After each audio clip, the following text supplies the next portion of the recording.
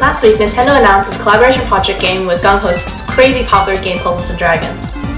The game looks like Nintendo basically took the P&D game mechanics and slapped on Mario game characters.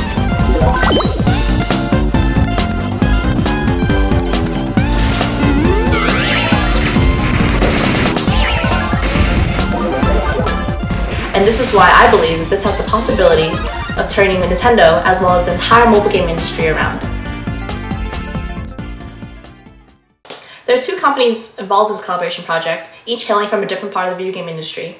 Nintendo hails from the handheld console industry, versus GungHo comes from the mobile gaming industry. Let's briefly talk about each company's current status, as well as why this partnership might be what the industry has been waiting for as a whole. First off, Nintendo is a hardware and a software company. They make consoles and they make the games that accompany the consoles. Now, a specific part of the strategy is the fact that all the software they make can only be played on their specific consoles and hardware. Nintendo has been in the news a lot recently for their bleak financial situation. Last year, they recorded a 23.2 billion yen or $193 million loss. Now, this has often been contributed to the low adoption rate of the Wii U as well as the lower than expected adoption rate of the Nintendo 3DS. While the recent release of the Super Smash Bros. For the Wii U and the 3DS, as well as a new product line, the Amiibos, have experts estimating that they'll be bringing in triple their profits this holiday season. We won't know for sure until January 28th when they release this quarter's financial data. Despite how Super Smash Bros. Or the Amiibos did, this is still a short-term tactic. Relying on only one game or one product line as your long-term strategy is just the same as if a grocery store was going out of business and in order to get their customers back, they decide to send out like half-off coupons to everyone in the neighborhood. Yes, they might do well this year, they might have brought in triple the profits, but what do they plan on doing for next year, 5 years, 10 years? How do they plan on competing with next-gen consoles as well as the growing mobile gaming industry? So let's leave Nintendo for now and move on to GungHo.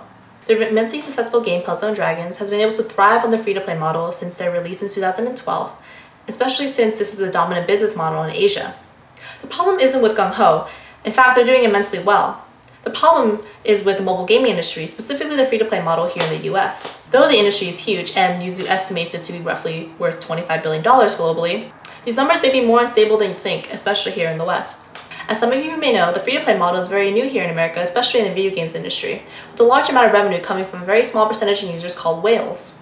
Newzoo also estimates that the industry is expected to grow until it's double its size in 2016.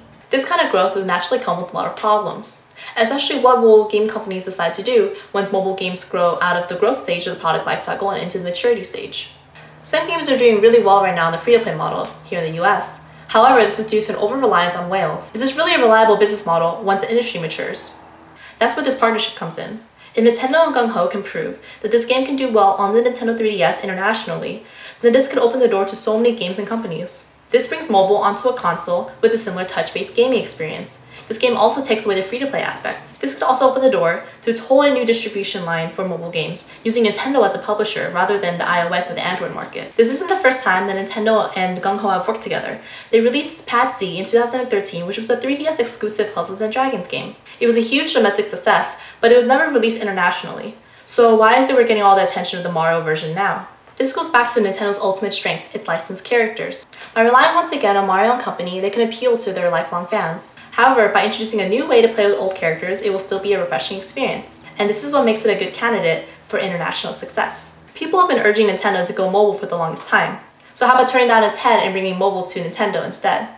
The mobile games industry also needs a viable plan for the future as well, so could this be it? What do you guys think? Tell me in the comments below, and I'll see you guys next time. Thank you so much for watching. This is a project I've been meaning to do for about a year now, and I'll probably do an introductory video as to why I'm doing this video series, which will be linked below when it goes live. Don't forget to comment, rate, and subscribe, and let me know if there's any other video games news that you guys would want me to talk about. This is kind of a hobby of mine, and I really want to push the discussion of video games a little bit farther and deeper than what I usually see in mainstream news media. I challenge you guys to challenge me in order to create even better content. Feel free to also interact with me on Twitter. I'll also link that below, and yeah, I'll see you guys next time.